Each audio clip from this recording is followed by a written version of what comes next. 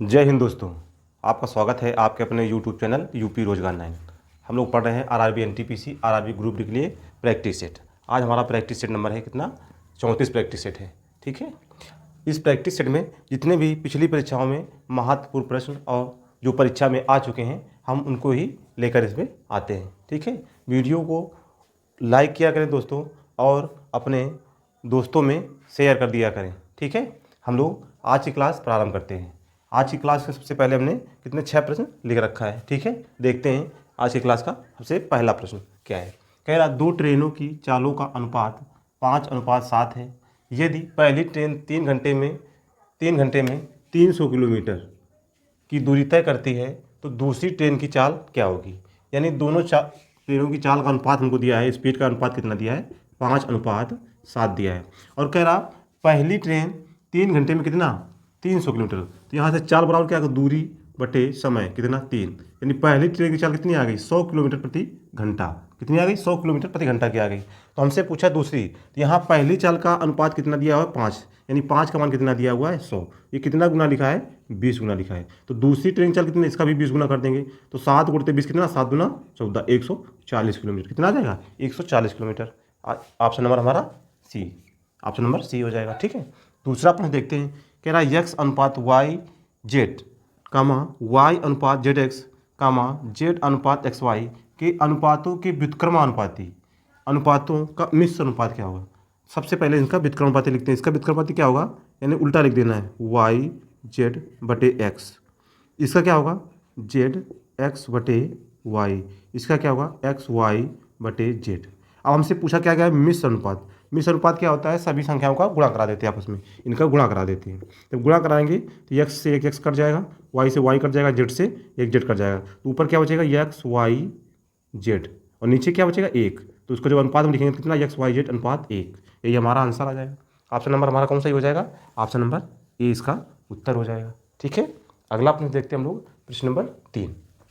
प्रश्न नंबर 3 में क्या है, कह रहा एक फल विक्रेता के 5% फल परिवहन के दौरान खराब हो गए। यानी हम मान लेते हैं कितने उसके पास टोटल फल थे, 100% पूरे फल थे। कितने, 100 में कह रहा 5% फल परिवहन के दौरान खराब हो गए।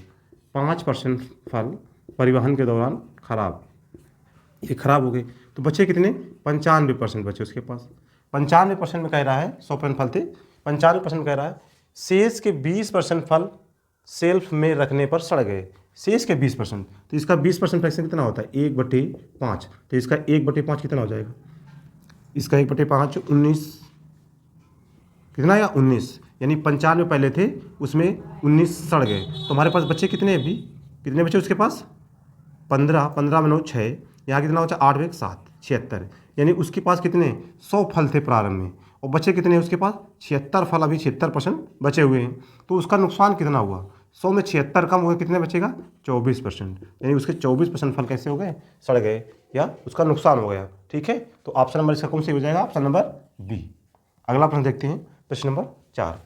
प्रश्न नंबर 4 में क्या है, प्रश्न नंबर 4 में कह रहा है यदि x बराबर x प्लस यदि 2 + x√3 बराबर 1/2 + √3। तो यक्स का मान हमसे पूछा जा रहा है, किसका, यक्स का मान। सबसे पहले से इसी तरह लिखा है, x√3। अब इसका हम करेंगे करनी, संयुग्मी से गुणा कराएंगे तो ऊपर आ जाएगा 2 - √3। संयुग्मी मतलब इसका चिन्ह से गुणा करा के, और जब इसमें लिखेंगे 2 + √3 × 2 - √3। ठीक है, यहाँ 1 था तो ऊपर से गुणा करा दिया। ये क्या लिखा, a² - b², a² - b² दिया 4 - √3 का 3 निकलेगा, तो 4 - 3 कितना है, 1। ये खत्म हो जाएगा नीचे से। तो 2 + x√3 बराबर कितना आ जाएगा, 2 - √3। अब इससे में तुलना करनी है, तो यहाँ लिखेंगे 2 + x√3 बराबर 2 + √3 गुणते -1। अब इससे तुलना कर लें, 2 के पास 2 आ जाएगा, √3 के साथ √3 आएगा, तो x के साथ क्या बचा, -1। x बराबर कितना आएगा, -1 इसका आंसर हो जाएगा। तो ऑप्शन नंबर हमारा कौन सा हो जाएगा, ऑप्शन नंबर ए इसका सही उत्तर हो जाएगा। अगला प्रश्न देखते हैं हम लोग, प्रश्न नंबर 5। प्रश्न नंबर 5 में कह रहा है जूस की सप्लाई 35 दिन तक चलती है। जूस की सप्लाई 35 दिन तक चलती है यदि उसका प्रयोग 40% बढ़ जाए। 40% का फ्रैक्शन मान क्या होता है, 2/5। यानी पहले उसका 5 खपत थी, तो अब 2 बढ़ गया है तो कितना हो जाएगा 7। ये किसका है, खपत, ठीक है। तो इसका अगर रिवर्स करेंगे कितना हो जाएगा, उल्टा कर देंगे तो इसका समय आ जाएगा, कितना आ जाएगा 7:5। यानी पहले कितना 7 समय लग रहा था और सवाल दिया कितना इसमें 35, तो 7 का कितना मान दिया है 5 गुना, 7×5 = 35। तो अब कितना समय लग रहा है 5 भाग, तो 5 का मान 5 गुना कितना हो जाएगा 25 दिन। यानी अब वही जूस कितने दिन चलेगा, तो उसकी जूस की उतनी ही मात्रा कितने दिन चलेगा 25 दिन। तो ऑप्शन नंबर हमारा डी सही हो जाएगा, ऑप्शन नंबर इसका डी सही हो जाएगा। आखिर प्रश्न नंबर 6 देखते हैं। प्रश्न नंबर 6 में क्या कह रहा है, कह रहा है प्रथम 17 विषम संख्याओं का औसत। प्रथम 17 विषम संख्याओं का औसत 17 होगा। जितनी विषम संख्या क्या है, बस वो प्रथम से होना चाहिए, प्रारंभ से होनी चाहिए। जितने ही नंबर होगा उसका वही हो जाएगा। जैसे कहते हैं प्रथम 2 विषम संख्या, तो पहली विषम संख्या 1, दूसरी विषम संख्या कितना होगा 3, इनका औसत 3 को जोड़ेंगे कितना आएगा 4 और 2 से भाग देंगे तो कितना आएगा 2 ही आएगा, क्योंकि 2 ही विषम संख्या बोला था प्रथम 2। अगर प्रथम 3 का है तो 1, 3, 5 जोड़ेंगे कितना आएगा 9, 3 से भाग देंगे कितना आएगा 3, तो 3 ही संख्या बोला था, 3 ही इसका आंसर आ जाएगा। तो इसलिए इसका आंसर कितना आ जाएगा 17 इसका आंसर आ जाएगा। अगला प्रश्न हमारा है प्रश्न नंबर 7। प्रश्न नंबर 7 देखते हैं कैसे हल करते हैं। प्रश्न नंबर 7 में लिखा हुआ है रूट के अंदर इसका सरलतम मान हमें निकालना है, इसका मान ज्ञात करना है। सबसे पहले इस प्रश्न देखते हैं, हम इसके ऑप्शन देखते हैं। ऑप्शन देखते हैं, सबसे बड़ा ऑप्शन कितना लिखा 56। तो यहाँ इन सब के ऑप्शन 56 लिखा हुआ है, तो हम सबसे पहले चेक करते हैं किसका आसानी से। अगर इसका मान आंसर हम 50 मान लेते हैं, क्योंकि यहाँ जोड़ने के बाद क्या आएगा, इसका मान इससे बड़ा ही आएगा। तो 50 का स्क्वायर कितना होगा 2500, तो ये 2500 बड़ा है, ठीक है। तो ये वाला ऑप्शन गलत। अब हम देखते हैं 55 का स्क्वायर। 55 का स्क्वायर कितना, लास्ट में 5 है तो ये 25 आ जाएगा, और इससे आगे 5, इससे आगे कितना आएगा 5 के बाद 6 गुणा 30, यानी 30 25 यानी 3025। ये 3025 से बड़ा हुआ इसका आंसर है, यानी 55 से बड़ा ये इसका आंसर है। तो 55 से बड़ा केवल एक ही आंसर है, एक ही आंसर कौन सा 56, यही हमारा इसका आंसर हो जाएगा कितना 56। बाकी से लगाते कैसे हैं ये देख लेते हैं, हल कैसे करेंगे, ठीक है। सबसे पहले क्या करेंगे, इससे वर्गमूल निकालेंगे, इसका कितना आएगा 14, 14 इसमें जुड़ जाएगा, तो 14 जोड़ेंगे कितना आएगा 6, 7, कितना आएगा 576। इससे रूट निकालेंगे कितना आएगा 24, तो 24 यहाँ पर जोड़ देंगे, 24 जोड़ेंगे कितना आएगा 4, 2, 6, 1764 आएगा। 1764 करेंगे कितना निकलेगा 42, कितना आएगा 42, तो 42 यहाँ पर जोड़ देंगे। 42 जोड़ेंगे कितना अच्छा है, और इधर कितना आएगा 9, 4, 13, 3, 1, ये कितना है 31, 36। अब इसका रूट निकालेंगे तो कितना आएगा यहाँ से 56, कितना आएगा 56। हमें करना कैसे, यहाँ प्लस और माइनस चिन्ह लेके हल करते हैं। अगर प्लस आएगा तो इससे बड़ी वाली संख्या है, माइनस होता तो इससे छोटा वाला ले लेते हैं हम, तो इसका आंसर कितना आएगा 56, ठीक है। अगला प्रश्न देखते हैं, इसमें हमें इकाई का अंक ज्ञात करना है, इकाई का अंक। सबसे पहले इसको तोड़ते हैं, 12 क्या लिख सकते हैं 4 × 3, 4 × 3, 4 पर इसको क्या लिखेंगे 55 यहाँ भी आ जाएगा और 55 यहाँ भी आ जाएगा। नीचे कितना 3 की पावर 11 प्लस, इसे लिख सकते हैं 2 की पावर 3, 8 को लिख सकते हैं 2 की पावर 3, और पावर कितना लिखा 48, तो गुणा कितना आ जाएगा 2 की पावर 144, 2 की पावर 144 बटे 16 क्या लिख सकते हैं 2 की पावर 4, और बाहर से पावर कितना लिखा 18, तो 18 से गुणा कर कितना 72, यानी 2 की पावर नीचे कितना आ जाएगा 72, कितना 72। अब इसे हल कर लेते हैं। अब इसे हल करेंगे, भाग में घाते घटती हैं, जब आधार समान हो तो भाग में घाते घट जाती हैं। यहाँ लिखा है 4 की पावर 55, 4 की पावर 55 इंटू, अब ये इधर जाएगा घट जाएगा, तो 55 में 11 चल कितना आएगा 3 की पावर 44, कितना 3 की पावर 44 प्लस, अब ये भी घट जाएगा तो 2 की पावर कितना आएगा 72, 2 की पावर 72। अब हमको इसका इकाई अंक निकालना है, तो 4 की पावर 55 है, इसमें 4 से भाग देंगे, इकाई अंक में कितना आएगा 4 से भाग देंगे 3 से बचेगा, 4 क्यूब हो जाएगा, तो 4 क्यूब कितना होता है 64, यानी 4 मिल जाएगा, इससे 4 मिलेगा, ठीक है। वैसे भी देखते हैं, जब 4 संख्या हो, अगर उसका विषम संख्या हो तो कितना 4 मिलता है, और सम हो तो 6 मिलता है, यानी 4 की पावर अगर 1 होगा तो 4 मिलेगा, 4 की पावर 2 होगा तो 6, यानी ये विषम संख्या ये सम संख्या, सम होगा तो 6 मिलेगा इकाई अंक, विषम होगा तो 4 मिलेगा, तो यहाँ विषम में 4 मिल जाएगा इंटू। अब यहाँ 3 की पावर कितना लिखा है 44, तो इसमें 4 से भाग कितना आएगा 44 पूरा कट जाएगा, तो 3 की पावर 4 ही ले लेंगे, तो इसके अंदर 1 मिलेगा, तो यहाँ से 1 प्लस, अब यहाँ कितना 2 की पावर 72, अब 2 की पावर 72 में 4 से भाग देंगे पूरा पूरा कट जाएगा, तो यहाँ 2 की पावर 4 ले लेंगे, 2 की पावर 4 कितना 6 मिलेगा, तो यहाँ 6 आ जाएगा। 4 से इसको जब हल करेंगे 4 एक 4 प्लस 6 4 10, कितना इकाई अंक है 0, तो इसका ऑप्शन कितना आ जाएगा डी, ऑप्शन नंबर इसका डी आ जाएगा, 0 इसका इकाई अंक आ जाएगा। अगला प्रश्न देखते हैं हम लोग, प्रश्न नंबर 9।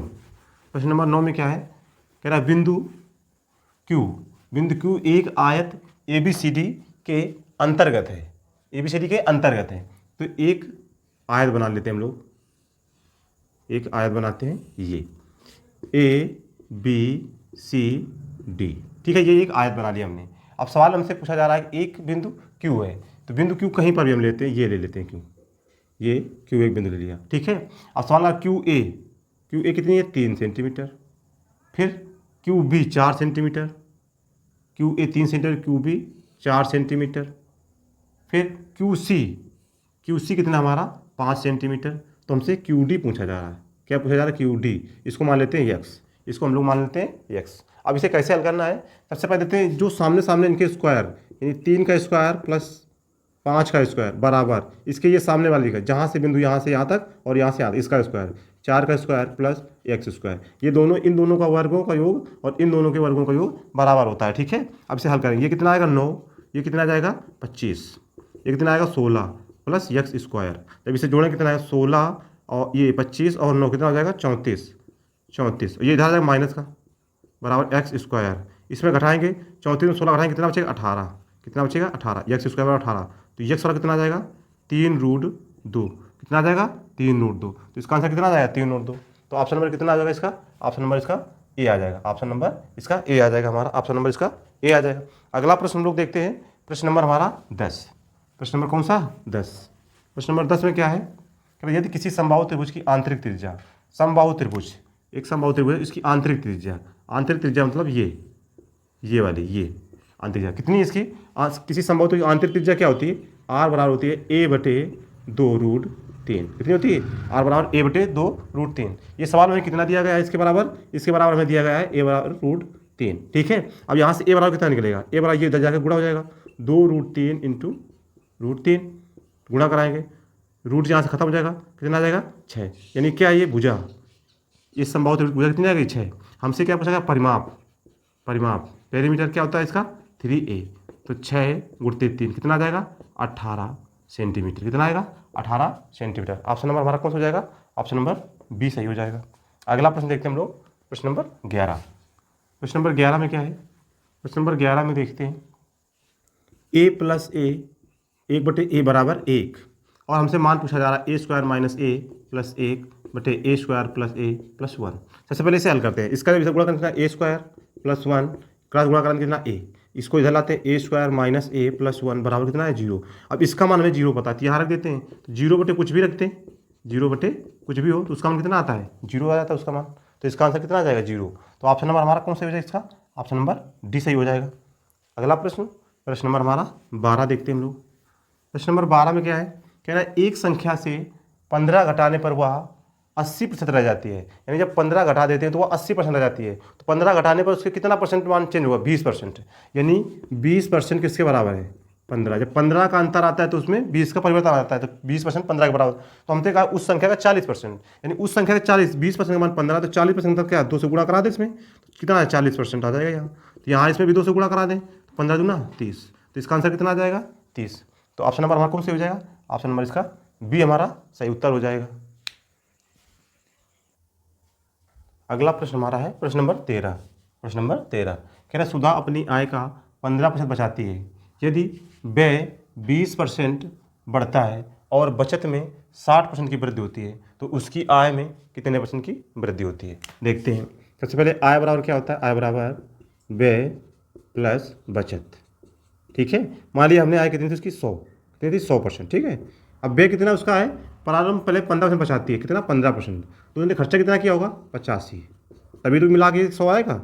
ठीक है, फिर कहा है कि व्यय उसका 20% बढ़ जाता है, व्यय 20%, तो 85 का 20%, 20% कितना होता है 1/5, फ्रैक्शन में 1/5, तो 1/5 इसका कितना आएगा 17, यानी उसका खर्चा 17 रुपये बढ़ जाता है, तो 17 इसमें जोड़ देंगे, 17 बढ़ जाएगा, कितना हो जाएगा ये 102 रुपये, 102 रुपये हो गए।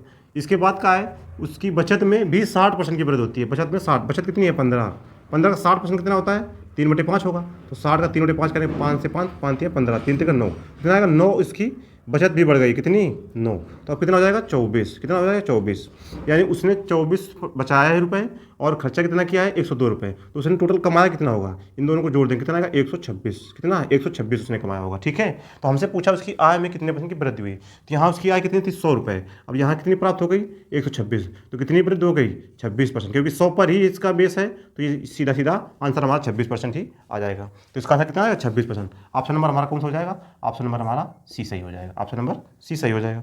अगला प्रश्न देखते हैं, प्रश्न नंबर 14, प्रश्न नंबर 14 में क्या है, कह रहा प्रवाह की दिशा में नाव की चाल, प्रवाह यानी धारा की दिशा में, तो सबसे पहले मानते हैं कि नाव की चाल क्या है ए, और धारा की चाल क्या है बी, तो धारा की दिशा में क्या चाल हो जाएगी नाव की, धारा की दिशा में प्लस लिख देते हैं हम। धारा की दिशा में नाव चल क्या हो जाए, ए प्लस बी।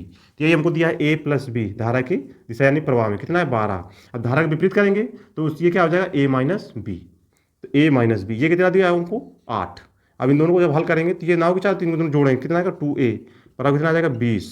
तो ए बराबर कितना आएगा 10, कितना है 10 किलोमीटर प्रति घंटा। यानी नाव की चाल कितनी है 10 किलोमीटर घंटा। हमसे सवाल में क्या पूछा गया है, स्थिर जल में, स्थिर पानी में, यानी पानी की कोई गति नहीं, पानी शांत है।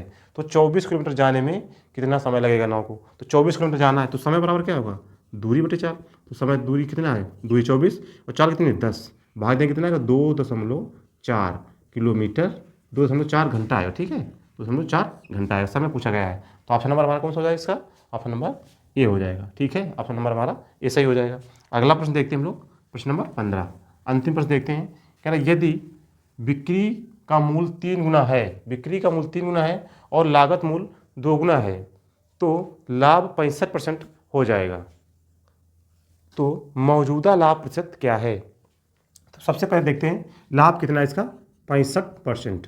कितना 65%, ये कितना होगा इसका भिन्न मान फ्रैक्शन मान 13/20। यानी सीपी हमारी कितनी है, अब सीपी अगर हमारी 20 रुपये है, कितनी 20 रुपये, यहाँ लिखते हैं सीपी और यहाँ लिखते हैं एसपी। यहाँ 20 रुपये है तो उसमें 13 का लाभ लेकर बेचा गया कितने में 33 रुपये में, कितने में 33 में। अब प्रारंभ में हमसे प्रश्न पूछा गया है कि लागत मूल्य दुगना हो। तो ये 20 रुपये है, ये दुगना है तो इसका आधा कितना होगा, दुगना है तो इसका आधा यहाँ 10 रहा होगा, इसमें 2 से भाग देंगे तभी तो आएगा, ये 10 रुपये रहा होगा।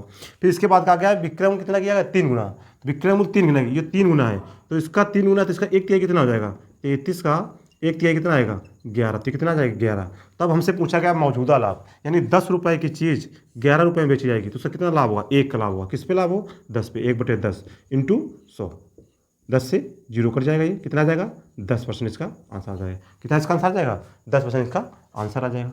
आज की क्लास में हम लोग 15 प्रश्न हल कर लिए हैं। ठीक है दोस्तों, वीडियो को लाइक करें, चैनल को हमारे सब्सक्राइब करें और अपने दोस्तों में शेयर करें। धन्यवाद दोस्तों।